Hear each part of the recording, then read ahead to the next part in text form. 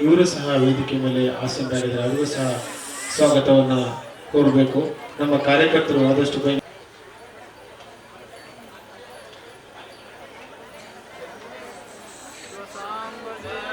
ಆಶೀರ್ವಾದ ಪಡಿಬೇಕು ಅಂತ ಅವರು ಸಹ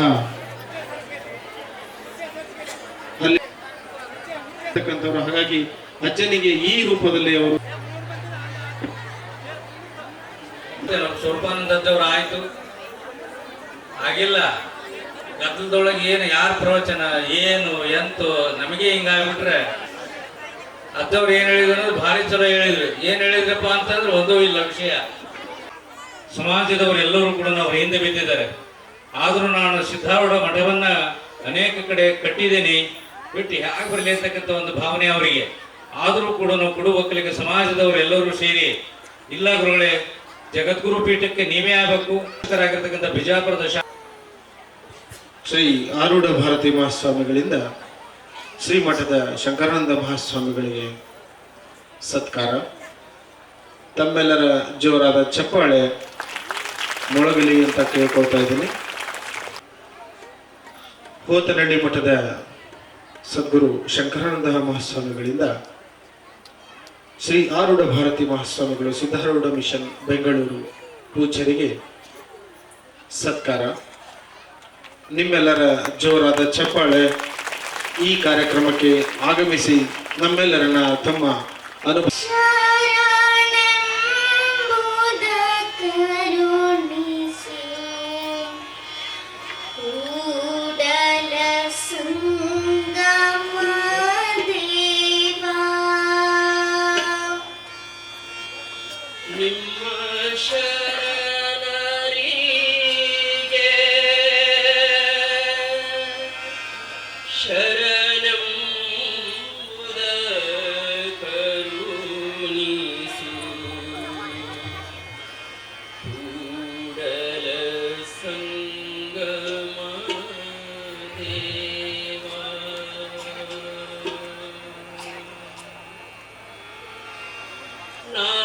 ಪ್ರಿಯ ಶಿವನೆಂಬರು ನಾದ ಪ್ರಿಯ ಶಿವನಲ್ಲವಯ್ಯ, ವೇದ ಪ್ರಿಯ ಶಿವನೆಂಬರು ವೇದ ಪ್ರಿಯ ಶಿವನಲ್ಲವಯ್ಯ, ನಾದ ಪ್ರಿಯ ಶಿವನೆಂಬರು ನಾದ ಪ್ರಿಯ ಶಿವನಲ್ಲವಯ್ಯ, ಶಿವನೆಂಬರು ವೇದ ಪ್ರಿಯ ಶಿವನಲ್ಲವಯ್ಯ, ನಾದವ ಮಾಡಿದ ರಾವಣನ್ಗೆ ಅರೆ ಆಯುಷ್ಯವಾಯಿತು.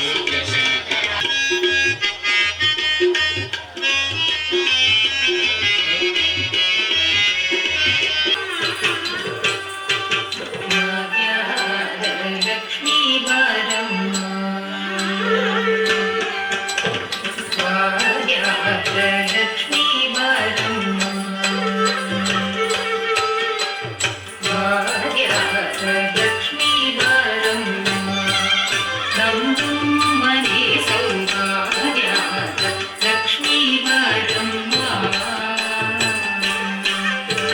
ತೋದಿಂದಿನ್ ದಿನಿ ತಕ್ಕಿಟ ದೋಪ ತಗುಂತ ತಕು ತರಿ ಕಿಟ ತಕದೋದಿಂದಿನ್ ದಿನಿ ತಕ್ಕಿಟ ದೋಪ ತಗುಂತ ತಕು ತರಿ ಕಿಟ ತಕದೋದಿಂದಿನ್ ತರಿ ತಕದೋಪ ತಗುಂತ ತಕು ತರಿ ಕಿಟ ತಕದೋದಿಂದಿನ್ ತರಿ ತಕದೋಪ ತಗುಂತ ತಕು ತರಿ ಕಿಟ ತಕದೋದಿಂದಿನ್ ದಿನಿ ತಕ್ಕಿಟ ದೋಪ ತಗುಂತ ತಂದರಿಗೆ ತಕದಾಂ ತೋದಿಂದಿನ್ ದಿನಿ ತಕ್ಕಿಟ ದೋಪ ತಗುಂತ ತಂದರಿಗೆ ತಗದೈ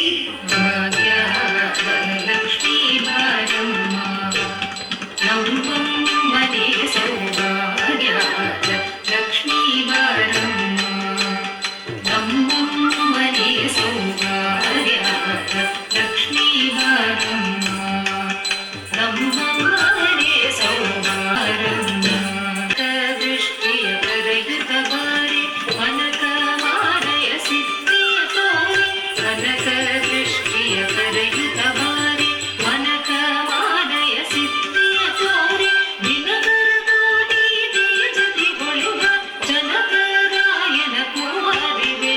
ಇದರ ಹಿಂದೆ ಅಳವಡಿಸಿರ್ತಕ್ಕಂಥ ಫ್ಲೆಕ್ಸ್, ಈ ಫ್ಲೆಕ್ಸ್ ಅನ್ನ ಬಹಳಷ್ಟು ಸುಂದರವಾಗಿ ನೋಡಿದ್ರೆ ಒಂದು ಭಕ್ತಿ ಮೂಡುತ್ತೇನೋ ಅಂತ ಅನ್ನೋ ರೀತಿಯಲ್ಲಿ ತಯಾರಿಸಿ ಕೊಟ್ಟಿರ್ತಕ್ಕಂಥ ಬಣಕಾರ್ ಪ್ರಿಂಟಿಂಗ್ ಪ್ರೆಸ್ ಮಾಲೀಕರು ವೇದಿಕೆಯ ಮುಂಭಾಗ ಹಾನಗಲ್ನ ಪೂಜ್ಯರೇ, ನೀವೆಲ್ಲ ಪುಣ್ಯಕ್ಷೇತ್ರಕ್ಕೆ ಬಂದಿದ್ದೀರಿ, ಪುಣ್ಯಾತ್ಮರಾಗಿದ್ದೀರಿ. ಎಲ್ಲ ಮಹಾತ್ಮರು ಏನಂತಾರೆ ಅಂದ್ರೆ ಪುಣ್ಯಾತ್ಮರೇ ಅಂತ ಹೇಳಿ ಸಂಬೋಧನೆಯನ್ನು ನಿಮಗೆ ಕೊಡ್ತಾರೆ. ಅದಕ್ಕೆ ಇಲ್ಲಿ ಬೇರೆ ಅನವಶ್ಯಕವಾಗಿರ್ತಕ್ಕಂಥ ಮಾತುಗಳನ್ನ ಆಡಬೇಡ್ರಿ, ಶಾಂತ ರೀತಿಯಿಂದ ಕುತ್ಕೊಳ್ರಿ. ಕೊನೆ ಘಟ್ಟಕ್ಕೆ ಬಂದಿದ್ದೇವೆ. ಈಗ ನಾಳೆ ಭವ್ಯವಾಗಿರ್ತಕ್ಕಂಥ ಸಿದ್ಧಾರೂಢರ ತೇರು ಲೋಕಾರ್ಪಣೆ ಆಗೋದಿದೆ. ಅದಕ್ಕಿಂತಲೂ ಪೂರ್ವದಲ್ಲಿ ಬೆಳಗ್ಗೆ ರುದ್ರಾಭಿಷೇಕ, ಭಗವದ್ಗೀತೆ ಪಾರಾಯಣ, ಆರೂಢ ಮಹಾಪುರುಷನ ಗ್ರಂಥದ ಪಾರಾಯಣ, ಪೂಜೆಗಳು ಮತ್ತು ಉತ್ಸವಗಳು ಇವೆಲ್ಲವೂ ಕೂಡ ನಡೆಯುವುದವು. ಅದಕ್ಕಿಂತಲೂ ಪೂರ್ವದಲ್ಲಿ ಭವ್ಯವಾಗಿರ್ತಕ್ಕಂಥ ಒಂದು ಸಮಾರೋಪ ಸಮಾರಂಭ ನಡೀತಾ ಇದೆ. ಅದಕ್ಕೆ ನಾಡಿನ ಎಲ್ಲ ಪೂಜ್ಯರು, ಇನ್ನೂ ಉಳಿದಂಥ ಎಲ್ಲ ಪೂಜ್ಯರು ಕೂಡ ಆಗಮಿಸ್ತಾ ಇದ್ದಾರೆ. ಅನೇಕ ರಾಜಕೀಯ ಮುತ್ಸದ್ದಿಗಳು ಕೂಡ ಬರ್ತಾ ಇದ್ದಾರೆ. ಅವರು ಬರ್ತಾರೆ, ನಿರ್ಗಮಿಸುತ್ತಾರೆ. ನೀವು ಇಲ್ಲಿಯ ಪರ್ಯಂತರವಾಗಿ ಕೇಳಿದ್ರಿ, ಮೇಲೆ ಬಂದಿರತಕ್ಕಂಥ ಮುಖ್ಯ ಅತಿಥಿಗಳು ಯಾರೂ ಕೂಡ ಒಂದು ತಾಸು ಗಂಟಲೆ ಈ ವೇದಿಕೆಯಲ್ಲಿ ಮಾತಾಡಿಲ್ಲ. ಒಂದು ವಿಶೇಷ, ಅವರೆಲ್ಲರೂ ಕೂಡ ಬಂದು ನಮಗೆ ಬುದ್ಧಿ ನೀವು ಮೈಕ್ ಕೊಡಬೇಡ್ರಿ, ಅದರ ನಮಗೆ ಮೈಕ್ ಕೊಡಬೇಡ್ರಿ. ಏನು ಜನ ಈ ಸಭೆ ಒಳಗೆ ನಾವು ಅನವಶ್ಯಕವಾಗಿ ಏನು ಮಾಡ್ತೇವೆ ಅಂದರೆ ಪಾರ್ಟಿ ಪಕ್ಷ ಅದನ್ನ ಹೇಳ್ತೇವೆ. ಯಾವ ವಿಷಯವೂ ಕೂಡ ಅಲ್ಲಿ ಬರೋದು ಬೇಡ, ನಮಗೆ ಮೈಕೇ ಬೇಡ ಅಂತ ಇಲ್ಲಿ ಬರ್ತಕ್ಕಂಥ ಅತಿಥಿಗಳೇ ಆ ರೀತಿಯಾಗಿ ಹೇಳ್ತಾ ಇದ್ದಾರೆ. ಎಷ್ಟು ವಿಶೇಷ ಇರ್ಬೇಕು ಅಂತೀರಿ. ಹಾಗೆ ನೋಡಿದಾಗ ನಮಗೆ ಬಹಳ ಖುಷಿ ಆಗ್ತತಿ. ಯಾಕಂದ್ರೆ ಕುರ್ಚಿ ಮೈಕು ಅಂದ್ರೆ ಮೈ ಮೇಲೆ ಬಿದ್ದು ತೆಗೆದುಕೊಳ್ಬೇಕು. ನಿಮ್ಮನ್ನು ನೋಡಿದಾಗ ನೀವೆಲ್ಲರೂ ಕೂಡ ಭಕ್ತಿಯಿಂದ ಬಂದಿರಿ, ಮಹಾತ್ಮರ ವಾಣಿಗಳನ್ನು ಕೇಳಬೇಕು ಅಂತ ಬಂದಿದ್ದೀರಿ, ಗುರುವಿನ ಆಶೀರ್ವಚನವನ್ನು ಕೇಳಬೇಕು ಅಂತ ಬಂದಿದ್ದೀರಿ. ಬಹುದೂರದಿಂದ ಆಗಮಿಸಿರ್ತಕ್ಕಂಥ ಬಾಗಲಕೋಟೆಯ ಜಿಲ್ಲೆಯ ಕುಳ್ಳೂರು ಮತ್ತು ಎಡಹಳ್ಳಿ ಅನೇಕ ಸುಮಾರು ಅಷ್ಟಮಠಗಳು 8-10 ಮಠಗಳ ಮಠಾಧೀಶರಾಗಿರ್ತಕ್ಕಂಥ ಪರಮ ಪೂಜ್ಯರು ಸರಳ ರೀತಿಯಿಂದ ಶಾಂತ ರೀತಿಯಿಂದ ಕುತ್ಕೊಂಡಾರ.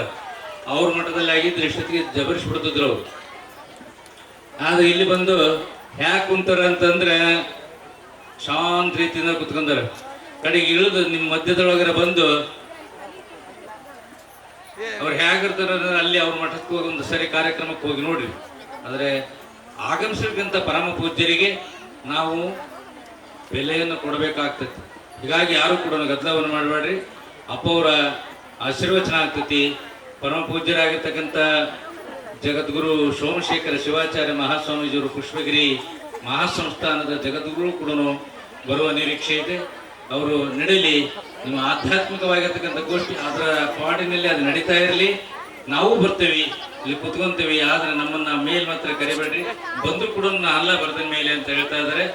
ಅಂತಹ ಪರಮ ಪೂಜ್ಯರೇ ತಮ್ಮ ಸ್ಥಾನವನ್ನು ತ್ಯಾಗ ಮಾಡಿ ತೆಳ ಕೂತ್ಕೊಂಡು ಈ ಪ್ರವಚನವನ್ನು ಕೇಳಬೇಕು ಅಂತ ಅಭಿಲಾಷೆಯನ್ನು ಇಟ್ಟುಕೊಂಡಾಗ ನಾವು ನೀವಾಗಿರ್ತಕ್ಕಂಥವ್ರು ಸಾಮಾನ್ಯ ಜನರು ಕೂಡ ಯಾಕೆ ನಾವು ಒಂದನ್ನು ತ್ಯಾಗ ಮಾಡಬಾರ್ದು? ಹಾಗಾಗಿ ಹೆಚ್ಚು ಯಾರು ಗಲಾಟೆಯನ್ನು ಮಾಡದೆ ಶಾಂತ ರೀತಿಯಿಂದ ತಾವೆಲ್ಲರೂ ಕೂಡ ಕೇಳ್ತಾ ಇದ್ರಿ.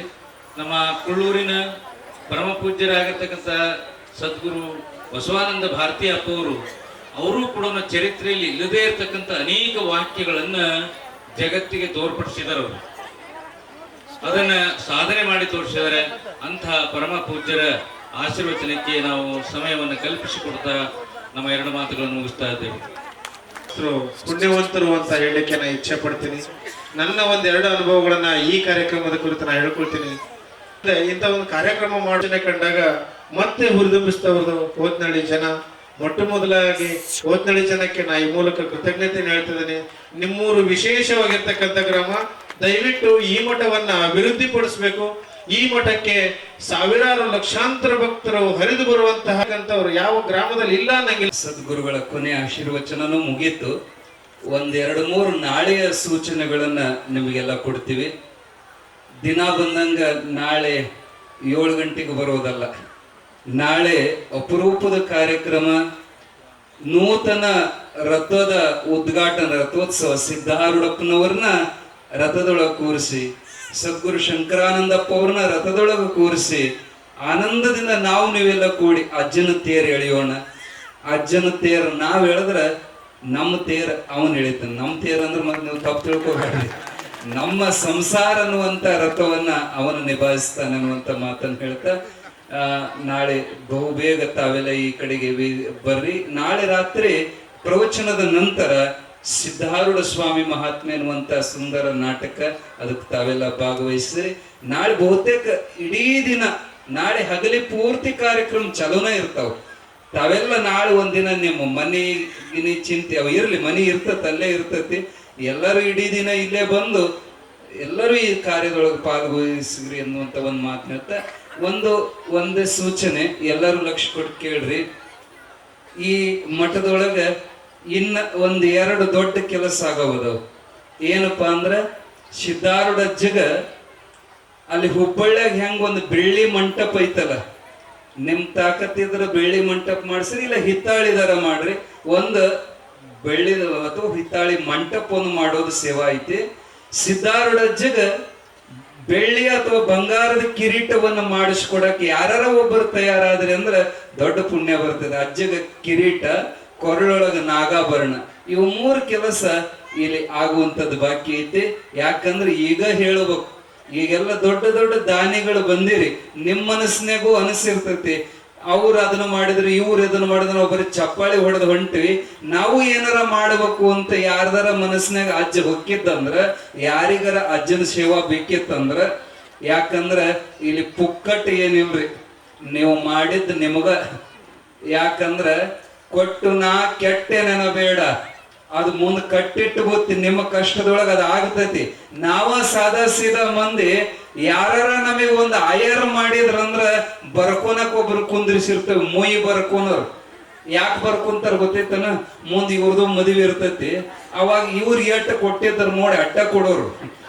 ಅವ್ರ 1000 ಕೊಟ್ರು 1000, ಬಾಂಡೆ ಕೊಟ್ರು ಬಾಂಡೆ, ಟಿವಿ ಕೊಟ್ರು ಟಿವಿ, ಹಂಗ ಉಂಡು ಬರೋದು. ನೀವ ಯಾರ್ದು ಇಟ್ಕೊಳಂಗಿಲ್ಲ. ಏನ್ ಅಜ್ಜಿ ಇಟ್ಕೊಂತ ನಾನು ಅವನಿಗೆ ಮಾಡಿದ್ದ. ಒಬ್ಬಕಿ ಆಕಿ ಗೆಳತಿ ಮಗಗ ಕೂಸು ಹುಟ್ಟಿತ್ತಂತದ ಅಪರೂಪಕ್ಕೆ. ತೊಟ್ಲಾಗ ಹಾಕೋ ಮುಂದ ಒಂದು ಬಂಗಾರ ಉಂಗ್ರ ಮಾಡಿಸ್ಕೊಂಡು ಹೋಗಿದ್ಲಂತಕಿ. ಅದು ಎಲ್ಲಿ ಹೆಬ್ಬೆಟ್ಟಿಗಲ್ಲ, ನಡೋ ಬೆಟ್ಟಿಗಲ್ಲ, ಕಿರುಬೆಟ್ಟಿಗ ಮಾಡಿದ್ಲಂತದ. ಎಟ್ಟಿರ್ಬೇಕದು ಕೂಸಿನ ಬೆಳ್ಳಿ ಎಟ್ಟ, ಅದು ಕಿರುಬೆಳ್ಳಿಗೆ ಉಂಗ್ರ ಮಾಡಿಸ್ಕೊಂಡು ಹೋಗ್ಯಾಳ. ಆಕಿ ಅಂತಿದ್ಲಂತ, ವಜ್ಜಿ ಮಾಡಿದೆ ಅಂತಿದ್ಲಂತ ಆಕಿ. ಅದಿಟ್ಟು ವಜ್ಜಿ ಐತಿ, ಅದೇನು ಕ್ವಿಂಟಲ್ ಐತಿ, ಅಟ್ಟ ಐತಿ ಕರೆ. ಆಕಿ ಯಾಕೆ ವಜ್ಜಿ ಮಾಡಿದೆ ಅಂತಿದ್ಲಂದ್ರ ಮುಂದೆ ಈಕಿಗೂ ಮದುವೆ ಆಕತಿ, ಈಕಿಗೂ ಒಂದು ಕೂಸು ಹುಡ್ತೈತಿ. ಅವಾಗ ನಾನು ಹೊಳ್ಳಿ ತೀರಿಸ್ಬೇಕಲ್ಲ, ಅದಕ್ಕೆ ವಜ್ಜಿ ಮಾಡಿದ್ವಿ. ನಾವ ಯಾರ್ದು ಇಟ್ಕೊಳಲ್ಲ ಅಂದಾಗ ಅಜ್ಜ ನಮ್ದು ಇಟ್ಕೊಂತಾನೇನು? 1 ಕಾಳು ಬಿತ್ತಿದ್ರ 1000 ಕಾಳು ಭೂಮಿ ತಾಯಿ ಕೊಡ್ತಾಳ. ಹಂಗ ಸದ್ಗುರುನಾಥರು ಕೊಟ್ಟಂತದ್ದು ಮುಂದ ಬ್ಯಾಂಕ್ನಾಗ ಡಿಪಾಸಿಟ್, ಪುಣ್ಯದ ಡಿಪಾಸಿಟ್ ಇದ್ದಂಗ ಅದು ನಿಮ್ಮ ಕಷ್ಟದೊಳಗ, ಸಂಕಟದೊಳಗ, ಕಂಟಕದೊಳಗ ನಿಮ್ಮ ಕೈ ಹಿಡಿದು ಕಾಯ್ತತಿ ಅನ್ನುವಂತ ಮಾತನ್ನ ಹೇಳ್ತಾ ಅಜ್ಜಗ ಕಿರೀಟ ಮತ್ತು ನಾಗಾಭರಣ. ಒಬ್ಬ ಹೊಡಿರೋ ಒಂದ್ ಚಪ್ಪಾಳಿ ಜೋರಾಗಿ. ಇನ್ನು ಹೇಳೋದ್ರೊಳಗನೆ ಒಬ್ಬ ಪುಣ್ಯಾತ್ಮರು ತಯಾರಾದ್ರು ನೋಡ್ರಿ. ರಾಮನಗೌಡ ಬಸವನಗೌಡ ಪಾಟೀಲ್ ಸಾಕಿನ್ ಹಿರೇಕಾಂಶಿಯ ಸದ್ಭಕ್ತರು ಅಜ್ಜಗ ಬೆಳ್ಳಿ ಕಿರೀಟ ಮಾಡಿಕೊಡ್ತೀನಿ ಅಂತ ಆಗಲೇ ಘೋಷಣೆ ಮಾಡಿಬಿಟ್ರು. ಜೋರಾದ ಚಪ್ಪಾಳಿ ಒಂದಿಗೆ ಅವ್ರನ್ನ ಅಭಿನಂದಿಸೋಣ. ಅದಕ್ಕೆ ಇಂಥ ಪುಣ್ಯಾತ್ಮರು ಅದಾರ ಅಂತೇಳಿ ಇವತ್ತು ಚಲೋ ಮಳಿ ಬೆಳಿ ನಡೆದವ್. ಯಾಕಂದ್ರ ವಿಚಾರ ಮಾಡಿ ಆಮ್ಯಾಲ ಮನ್ಯಾಗ ಕೇಳಿ ಹೇಳುವ ಮಂದಿ ಬಾಳ ಇರ್ತಾರ. ಮನ್ಯಾಗ ಕೇಳಿದ್ರೆ ಗೊತ್ತಾಕತ್ಲ, ಚಾವಿ ಇಲ್ಲ ಈ ಅಮ್ಮಗಳ ಕೈಗೆ ಇರ್ತಾವ. ಮಾಡಂದ್ರೆ ಮಾಡೋರು.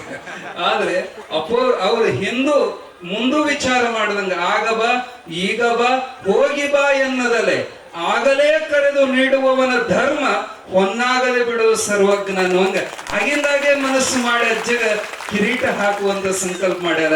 ಆ ಸದ್ಭಕ್ತರಿಗೆ ಸದ್ಗುರು ಸಿದ್ಧಾರೂಢರು ಆರೋಗ್ಯ ಐಶ್ವರ್ಯ ಕೊಟ್ಟು ಕಾಪಾಡ್ಲಿ ಅಂತ ತುಂಬ ಹೃದಯದಿಂದ ಹಾರೈಸ್ತೀವಿ. ಅವ್ರು ಬಂದು ಗುರುಗಳಿಂದ ಒಂದು ಮಾಲಾರ್ಪಣೆಯನ್ನ ಸ್ವೀಕಾರ ಮಾಡ್ಬೇಕು. ಆಯ್ತಾ ನೋಡ್ರಿ. ಮತ್ತೆ ಈಗ ಇನ್ನೊಂದು ನಾಗಾಭರಣ ಐತೆ ಅಜ್ಜಗ, ಕಿರೀಟದ ಜೊತೆಗೆ ಬೆಳ್ಳಿಯ ನಾಗಾಭರಣ. ಅದನ್ನು ನೋಡ್ರಿ, ಯಾರ ತಯಾರಿದ್ರ ಅದನ್ನ ಹೇಳ್ರಿ. ಮತ್ತ ಅಜ್ಜಿಗೊಂದು ಹಿತ್ತಾಳಿದಾಗಲಿ. ಈಗ ಸಿದ್ದಾರೂಢ ಮಠದ ಫಂಕ್ಷನ್ ಐತಿ, ಹೋಗಿ ಬರೋಣ ಬರ್ರಿ ಅಂತ ಹೇಳಿ. ಇಲ್ಲ ನಾನು ಬರೋಕ್ಕಾಗಲ್ಲ, ಇವತ್ತು ನಾಳೆ ಹೋಗ್ತೀನಿ ನಾನು, ದಯವಿಟ್ಟು ನಾನು ಕರಿಬಾಡ್ರಿ ಅಂತ ಹೇಳಿ ಮೊಬೈಲನ್ನು ನಾನು ಸ್ವಿಚ್ ಆಫ್ ಮಾಡಿ ಮಲಗಿದೆ. ಮತ್ತೆ ಏನೋ ಗೊತ್ತಾಗ್ಲಿಲ್ಲ, 2 ನಿಮಿಷಕ್ಕೆ ಎದ್ದು ಸ್ವಿಚ್ ಆನ್ ಮಾಡಿ ಮತ್ತೆ ಮಲಗಿದೆ. ಮಲಗಿದ ತಕ್ಷಣ ಮಠದಿಂದ ಒಂದು ಫೋನ್ ಬಂತು, 10 ನಿಮಿಷ ನೀವು ಇಲ್ಲಿ ಇರ್ಬೇಕು ಅಂತ ಹೇಳಿ. ಇದನ್ನ ನಾನು ಅನ್ಕೊಂಡಿದ್ದು, ನನ್ನ ಯಾರೋ ಒಬ್ರು ಕರೆದ್ರು ಅಂತಲ್ಲ, ಸಿದ್ಧಾರೂಢ ತನ್ನ ಸೇವೆ ಮಾಡಿಸ್ಕೊಳ್ಳಿಕ್ಕೆ ನನ್ನಂತ ಭಕ್ತರನ್ನ ಇನ್ನೊಂದು ಸ್ವಲ್ಪ ಭಕ್ತಿ ಮಾರ್ಗವನ್ನ ಹೆಚ್ಚುಗೊಳಿಸ್ಲಿಕ್ಕೆ ನನ್ನಲ್ಲಿ ಅರಿವನ್ನ ಮೂಡಿಸಿದ ಅಂತಕ್ಕಂಥದ್ದನ್ನ ಪವಾಡ ಆಗಿದೆ ಅಂತ ಅನ್ಕೊಂಡಂದ್ರೆ ನಾನು ತಿಳ್ಕೊಂಡಿದ್ದೀನಿ. ಹಾಗೆ ಸಿದ್ಧಾರೂಢ ನಿಜವಾಗಿಯೂ ಇದ್ದಾರೆ ಇಲ್ಲಿ. ಅದನ್ನ ನಾವು ನಡೆದಾಡುವ ನಮ್ಮ ಶಂಕರಾನಂದ ಪೂಜ್ಯರಲ್ಲಿ ನಾವು ಅದನ್ನ ಕಾಣಬೇಕು ಅಂತಕ್ಕಂಥದ್ದನ್ನ ಹೇಳ್ತಾ ನನ್ನ ಮನದಾಳದ ಮಾತನ್ನ ನಾನು ನಿಮ್ಮಲ್ಲಿ ಹೇಳ್ತಾ ಇದ್ದೀನಿ. ಪದೇ ಪದೇ ನೀವು ಬೆಳೆಸಬೇಕು ಅಂತಕ್ಕಂಥದ್ದು ನಾನು ಮತ್ತೊಮ್ಮೆ ಹೇಳ್ತೀನಿ ಅಂತಕ್ಕಂಥ ನನ್ನ ಭಾವನೆಯನ್ನ ಹೇಳ್ತೀನಿ. ಈಗ ಕುಳ್ಳೂರಿನ ಸಮಯ ಈಗಾಗಲೇ 10 ಗಂಟೆ ಆಗಿದೆ. ನಾವೇನಾದ್ರೂ ಕೂಡ 11 ಗಂಟೆ ಮಟ್ಟ ಪ್ರವಚನ ಒಯ್ದ್ರೆ ಅಪ್ಪವ್ರ ಮೇಲೆ ಹೇಳ್ಬಿಡೋರು ನಾವು. ಆದರೂ ಕೂಡ ಸಮಯವನ್ನು ನೋಡ್ಕೊಂಡು ನಾವು ಮಾತಾಡ್ಬೇಕಾಗ್ತೈತಿ. ಅನೇಕ ಸಂದರ್ಭಗಳಲ್ಲಿ ಒಂದೊಂದ್ಸಾರಿ ಮೈ ಮರಿತಿರ್ತೇವೆ. ಪುಣ್ಯಾತ್ಮರೇ, 5 ಬಹಳ ಜನ ಕುಂತಿದ್ದೀರಿ, 6 ಒಂದಿಷ್ಟು ಜನ ಕುಂತೀರಿ, 7 ಬಹಳ ಜನ ಕುಂತಿದ್ದೀರಿ. ಯಾಕೆ ಕುಂತಿದ್ದೀರಿ ಅನ್ನೋದು ನಮಗೆ ಅರ್ಥ ಆಗ್ತೈತಿ. ಈಗ ಸಿದ್ಧಾರೂಢನೇ ಹಿಡಿದು ಕುಂದಿಸ್ಕೊಂಡಿದ್ದಾನ ಅಂತ ನಾವು ಭಾವಿಸ್ಕೊಂಡಿದ್ದೇವೆ. ಸಿದ್ಧಾರೂಢರೇ ನಿಮ್ಮನ್ನ ಹಿಡಿದು ಕುಂದಿಸಿದಾರ.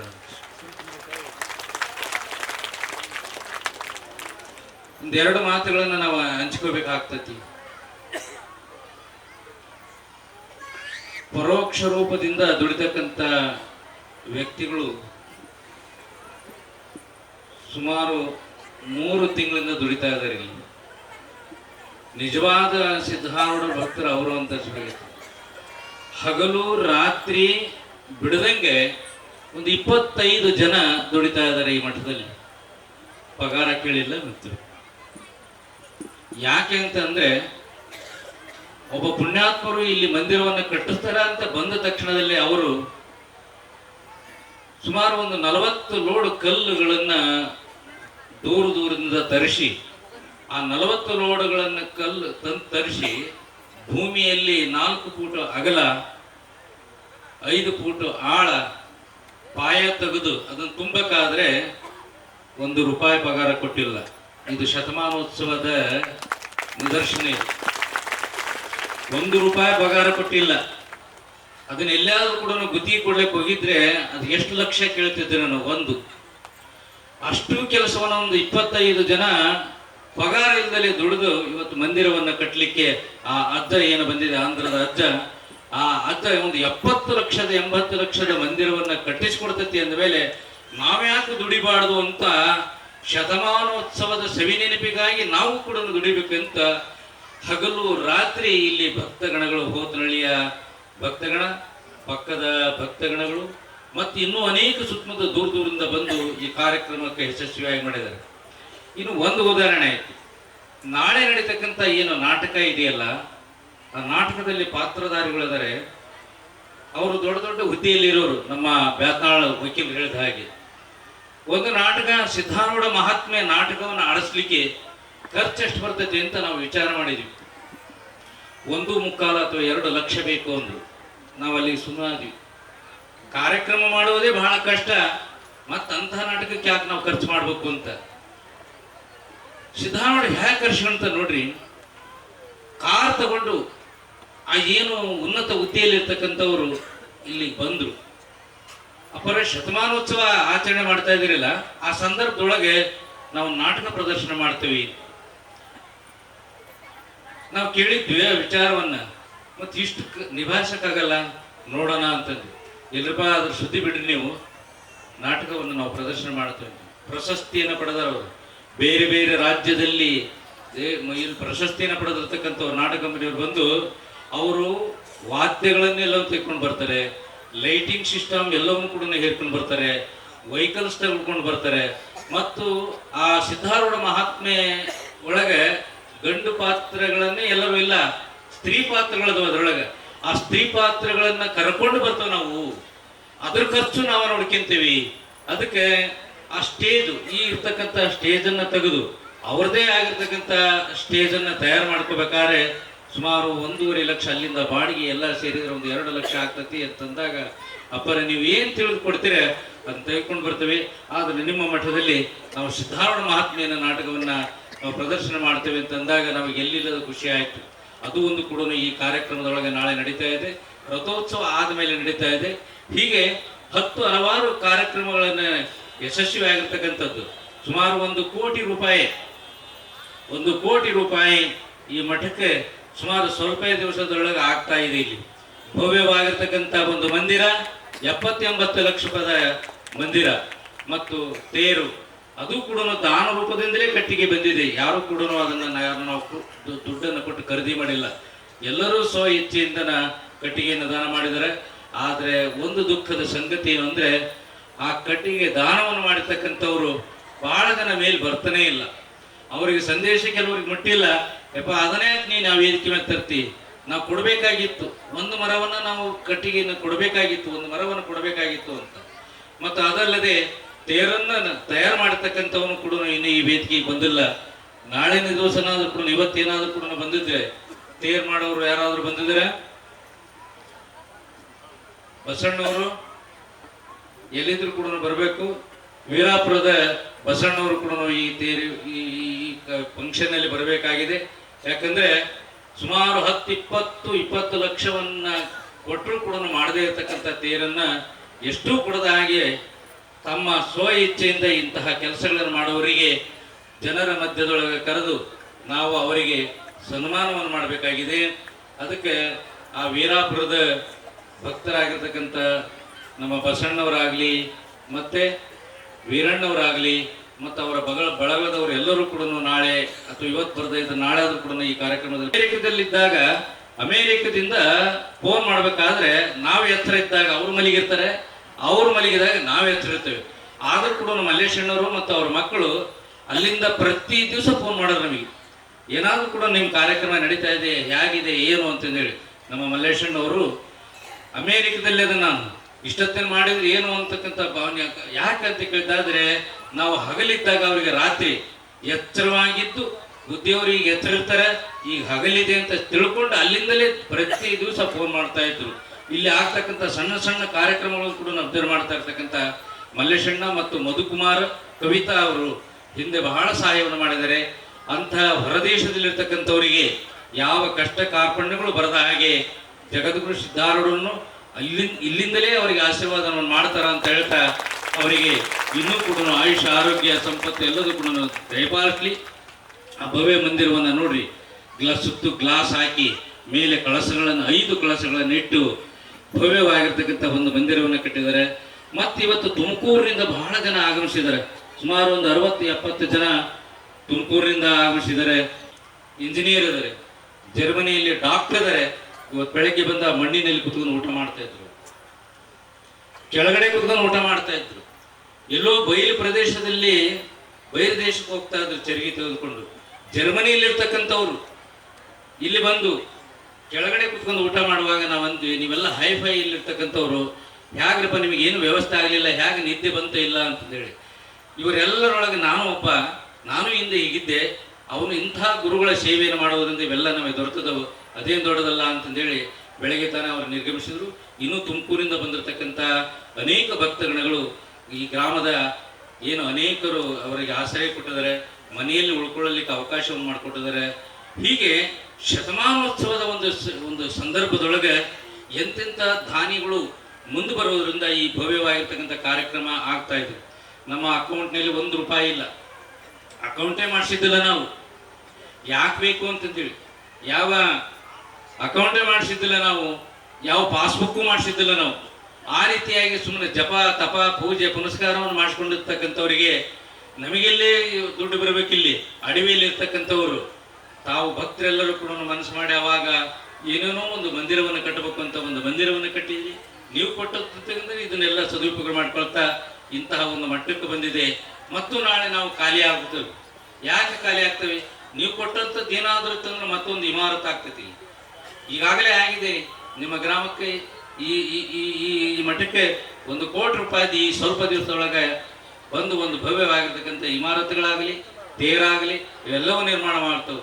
ನೀವೆಷ್ಟು ಕೊಟ್ಟರು ಕೂಡ ನಾವು ಈ ಭೂಮಿಗೆ ಇಲ್ಲೇ ಅರ್ಪಣೆ ಮಾಡ್ಕೊಂಡು ಹೋಗ್ತಕ್ಕಂಥವ್ರು. ಹೀಗಾಗಿ ಯಾರಾದರೂ ಕೂಡ ತಾವು ಏನಾದರೂ ಕೂಡ ತಪ್ಪು ಭಾವನೆಯನ್ನ ಬಿತ್ತದೆ. ನಮಗೆ ಅನೇಕ ಫೋನ್ಗಳಲ್ಲಿ ರೆಕಾರ್ಡ್ ಮಾಡಿಕೊಂಡಿರ್ತಕ್ಕಂಥ ಕೇಳಿ ಬಹಳ ದುಃಖ ಅನಿಸ್ತು ನಮಗೆ. ಯಾಕಂದ್ರೆ ಬೈಕನ್ನು ತೆಗೆದುಕೊಂಡು ಹೋಗಿ ಈ ಕಾರ್ಯಕ್ರಮ ಮಾಡೋಕ್ಕಂತ ಮೊದಲಲ್ಲಿ ಹಳ್ಳಿಯಲ್ಲಿ ಹೇಳಿದ್ರು ಕೆಲವರು, ಯಾರೋ ದಾನ ಕೊಡಬೇಡ್ರಿ, ಆ ಸ್ವಾಮಿಗೆ ದಾನ ಕೊಡಬೇಡ್ರಿ ಅಂತ ಹೇಳಿದ್ರು. ನೀವು ಅರ್ಥ ಮಾಡ್ಕೊಳ್ರಿ. ಯಾಕಂದ್ರೆ ಯಾವ ಕಾಲದಲ್ಲಿ ಹಿಂದೆಳೆಯವರು ಇದ್ದೇ ಇರ್ತಾರ ಅನ್ನೋದಕ್ಕೆ ಇದು ಉದಾಹರಣೆ ಏನು ಅಂದ್ರೆ, ಅವಾಗ ನಾವು ಹೋದಾಗ ನಿಮ್ಮೂರವರ ಬಂದು ನಮಗೆ ಬೈಕ್ ತಗೊಂಬಂದು ಹೇಳ್ತಾ ಇದ್ದಾರೆ, ನಾವು ಹೆಂಗ್ರಿ ಕೊಡೋದು ಗುರುಗಳೇ, ಹಿಂಗ್ ಪ್ರಶ್ನೆ ಮಾಡ್ತಾರ ಅಂತ ಅಲ್ಲಿಂದ ನಮಗೆ ಪ್ರಶ್ನೆ ಬಂದು. ಆದ್ರೆ ಬೇಡಪ್ಪ ಹಂಗಾರೆ ಅವ್ರು ಹೇಳಿದಾರೆ ಅಂದ್ರೆ ಅವ್ರ ಮಾತಿನ ಮೇಲೆ ವಿಶ್ವಾಸ ಐತಿ, ನಮಗೆ ಕೊಡಬೇಡ್ರಿ ನೀವು ಅಂತ ಹೇಳಿದ್ರು. ಬಿಟ್ಟು ಮತ್ತೆ ಮುಂದಿನ ಗ್ರಾಮಕ್ಕೆ ನಾವೆಲ್ಲ ಕೇಳ್ತಾ ಬಂದ್ವಿ. ಅನೇಕ ಗ್ರಾಮಗಳಲ್ಲಿ ಹೇಗೆ ನಮ್ಮನ್ನು ಕರ್ಕೊಂಡ್ರು ಅಂದ್ರೆ, ನಾವು ಇಲ್ಲಿಂದ ಫೋನ್ ಮಾಡಿ ಗ್ರಾಮಕ್ಕೆ ಬರ್ತೇವಪ್ಪ ಅಂದ ತಕ್ಷಣದಲ್ಲೇ ಭಜನೆ ತೆಗೆದುಕೊಂಡು ಬಂದು, ಆರತಿ ತಗೊಂಡು ಬಂದು, ಕಳಸ ತಗೊಂಡು ಬಂದು ಅಗಸಿ ಬಾಗಿಲಿ ನಿಂತ್ಕೊಳ್ಳೋರು. ನಾವು ಹೋಗುವಾಗ ನೀರನ್ನ ಹಾಕ್ತಾ ಹೂವನ್ನ ಹಾಕ್ತಾ ಗ್ರಾಮದ ಒಂದು ಮಂದಿರಕ್ಕೆ ಕರ್ಕೊಂಡು ಹೋಗಿ ಕುಂದ್ರಿಸಿ ಎಲ್ಲ ಅಲ್ಲೇ ಕುತ್ಕೊಂಡು ನಾವು ಬರ್ತೇವ್ರಪ್ಪರೆ ನೀವು ಧೈರ್ಯವಾಗಿ ಕಾರ್ಯಕ್ರಮ ಮಾಡಿ ಅಂತ. ಹೀಗೆ ಅನೇಕ ಗ್ರಾಮಗಳಿಗೆ ಹೋದಾಗ ನಮಗೆ ಅಲ್ಲೇ ಗೊತ್ತಾಯ್ತು ಸಿದ್ಧಾರೂಢರ ಶತಮಾನೋತ್ಸವ ನಡೀತಿತ್ತು. ಅಂತಹ ಭಕ್ತರು ಕೂಡ ಅದರಲ್ಲಪ್ಪ ಅಂತಂದೇಳಿ. ಹಂಗೆ ಸುಖ ಮತ್ತು ದುಃಖಗಳನ್ನ ಎರಡನ್ನೂ ನಾವು ನೋಡಿದ್ದೀವಿ. ಅಂಥವ್ರು ಕೂಡ ಇರ್ತಾರೆ ಜಗತ್ತಿನೊಳಗೆ, ಯಾವಾಗಲೂ ಕೂಡ ಇದ್ದೇ ಇರ್ತಾರೆ. ಆದರೆ ನಾವು ಒಂದನ್ನು ಕಲಿಬೇಕೇನಪ್ಪ ಅಂತ ಕೇಳಿದ್ರೆ, ಕೆಟ್ಟವರ ಮಾತುಗಳನ್ನು ನಾವು ಯಾವತ್ತೂ ಕೂಡ ನೆನಪು ಮಾಡ್ಕೋಬಾರ್ದು, ಕೆಟ್ಟ ಸಂಗತಿಗಳನ್ನು ನೆನಪು ಮಾಡ್ಕೊಳ್ಬಾರ್ದು. ಯಾಕೆ ಆಯುಷ್ಯ ನಮಗೆ ಕಡಿಮೆ ಇರ್ತೈತಿ. ಆಯುಷ್ಯ ಕಡಿಮೆ ಇದ್ದಾಗ ಕೆಟ್ಟದ್ದನ್ನು ನಾವು ಯೋಚನೆ ಮಾಡ್ತಾ, ಕೆಟ್ಟವರ ಬಗ್ಗೆ ಯೋಚನೆ ಮಾಡ್ತಾ, ಕೆಟ್ಟ ಮಾತುಗಳನ್ನೇ ಆಡ್ತಾ ಹೋದ್ವಿ ಅಂದ್ರೆ ನಮ್ಮ ಆಯುಷ್ಯ ಅದರಲ್ಲೇ ಹೋಗ್ಬಿಡ್ತೈತೆ. ಅದನ್ನು ಬದಿಗೆ ಸರಿಸಿ ಒಳ್ಳೆಯವರು ಯಾರಾದರೆ, ಒಳ್ಳೆ ಜಾಗ ಯಾವ್ದಿದೆ, ಒಳ್ಳೆಯ ಮಾತುಗಳನ್ನು ಯಾರು ಹೇಳ್ತಾರೆ, ಅದಕ್ಕೆ ಭದ್ರಂ ಕರ್ಣೇಭಿ ಶೃಣಿಯಾಮ ದೇವಾಹ ಭದ್ರಂ ಪಶ್ಯೇಮಾಕ್ಷಭಿರಜತ್ರಾಹ ಸ್ಥಿರೈರಂಗಯ್ಯ ಸುಟ್ಟುವಾಗಮಂತ ಒಂದು ಉಪನಿಷತ್ತಿನ ಹೇಳ್ತಾರೆ. ನೀನು ಯಾವಾಗಲೂ ಕೂಡ ಒಳ್ಳೆಯದನ್ನೇ ನೋಡು. ನಿನ್ನೆ ಆಗಮಿಸಿದ್ರಲ್ಲ ಜಗದ್ಗುರುಗಳು ಶಿವಾನಂದ ಭಾರತೀಯಪ್ಪ ಅವರು ಚಿಕ್ಕ ವಯಸ್ಸಿನಿಂದ ಸಿದ್ಧಾರೂಢರು ಹೇಗೆ 8ನೇ ವಯಸ್ಸಿನಿಂದ ಮನೆಯನ್ನು ಬಿಟ್ಟು ನಾಡನ್ನೆಲ್ಲ ತಿರುಗಿದ್ರು, ದೇಶವನ್ನೆಲ್ಲ ತಿರುಗಿದ್ರು, ಹಾಗೆ ಆ ಶಿವಾನಂದ ಭಾರತಿ ಒಳ್ಳೆಯದನ್ನೇ ಹೇಳ್ತೇನೆ, ಒಳ್ಳೆಯವರೇ ನನಗೆ ಭೇಟಿಯಾಗಲಿ, ಕೆಟ್ಟವರು ನನಗೆ ಎಂದೂ ಕೂಡ ಕಾಣಬಾರದು ಅಂತಕ್ಕಂಥ ಸಂಕಲ್ಪವನ್ನು ಹೊತ್ತಿದ್ದಾರೆ. ಒಂದು ದಿವಸಕ್ಕೆ 10 ಕಾರ್ಯಕ್ರಮದಲ್ಲಿ ಹೋಗ್ತಾರೆ, ಒಳ್ಳೆಯದೇ ಕಾಣ್ತಾರೆ, ಅವರಿಗೆ ಒಳ್ಳೆಯ ಕಾರ್ಯಕ್ರಮಕ್ಕೆ ಹೋಗ್ತಾರೆ, ಒಳ್ಳೆಯದನ್ನೇ ಹೇಳ್ತಾರೆ, ಒಳ್ಳೆಯದನ್ನೇ ಆಶೀರ್ವಾದ ಮಾಡ್ತಾರೆ ಅವರ ಜೀವನ ಪರಿವಂತರವಾಗಿ.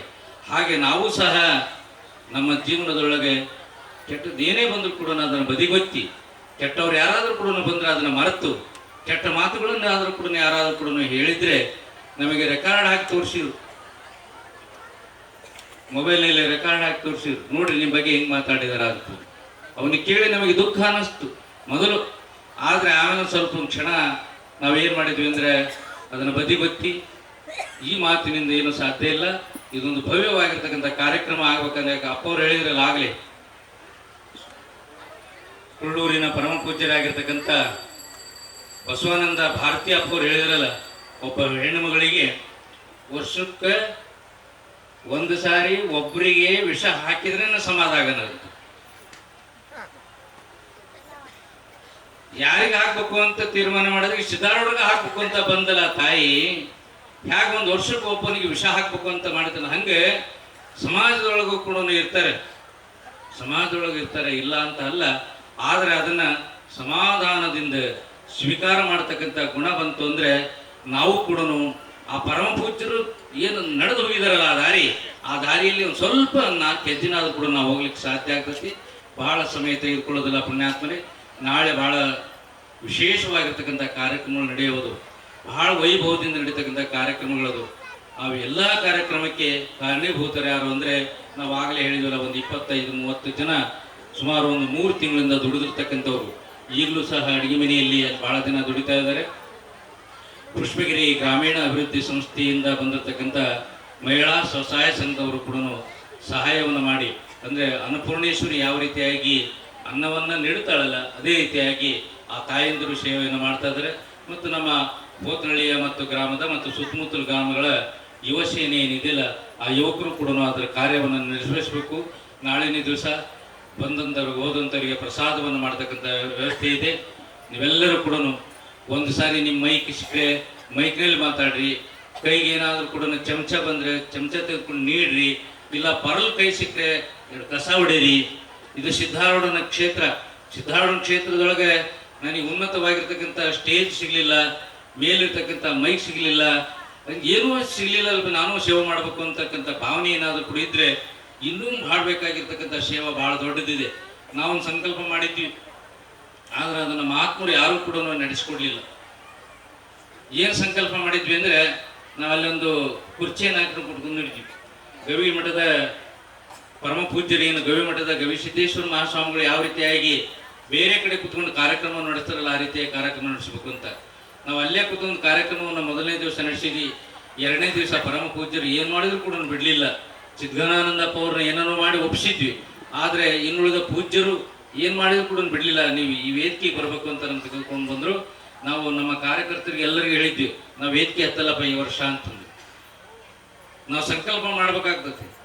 ಜಗದ್ಗುರು ಸೋಮಶೇಖರ ಶಿವಾಚಾರ್ಯ ಸ್ವಾಮಿಗಳು ನಮಗೆ ಫೋನಲ್ಲಿ ಹೇಳಿದರು ನಾವು ವೇದಿಕೆ ಎತ್ತಲ್ಲ ಅಂತ. ನಮಗೆ ಅವಾಗಲೇ ಗೊತ್ತಾಯ್ತು ಯಾಕ್ರಿಯಪ್ಪ ಅಂತ. ಬೇಡ, ಅವ್ರ ಮಾತನ್ನು ಅವರ ಆಶೀರ್ವಚನವನ್ನು ನಾವು ಕೇಳಬೇಕು. ಬರ್ತೇನೆ, ಕೇಳಕ್ಕೆ ಕೂತ್ಕೊಳ್ತೇನೆ ಅಂತಂದೇಳಿ ಕೇಳಕ್ಕೆ ಕೂತ್ಕೊಂಡು ಬಹಳ ಜನರ ಆಧ್ಯಾತ್ಮಿಕವಾಗಿರ್ತಕ್ಕಂಥ ವಿಚಾರಗಳನ್ನು ಕೇಳಿ ಈಗಾಗಲೇ ಹೋಗಿ ಅಜ್ಜವರು ಸ್ನಾನ ಪೂಜೆ ಮತ್ತು ಪ್ರಸಾದ ಅವ್ರು ಮಾಡಬೇಕಾಗಿತ್ತು. ಅವರು ಕೂಡ ನಮ್ಮ ಕಾರ್ಯಕ್ರಮವನ್ನು ಭಾಳ ಸುಸೂತ್ರವಾಗಿ ನಡೆಯಲಿ ಅಂತಂದೇಳಿ ಭಾಳ ಸಮಯ ಆಯ್ತು. ಅಂದರೆ 11-12 ಆಯ್ತಂದರೆ ನಾಳಿನ ದಿನ ಅನೇಕ ಕಾರ್ಯಕ್ರಮ ನಡೆಯುವುದು. ಆ ಕಾರ್ಯಕ್ರಮದಲ್ಲಿ ಎಲ್ಲರೂ ಕೂಡ ಭಾಗವಹಿಸಬೇಕಾಗ್ತೈತಿ. ನಮ್ಮ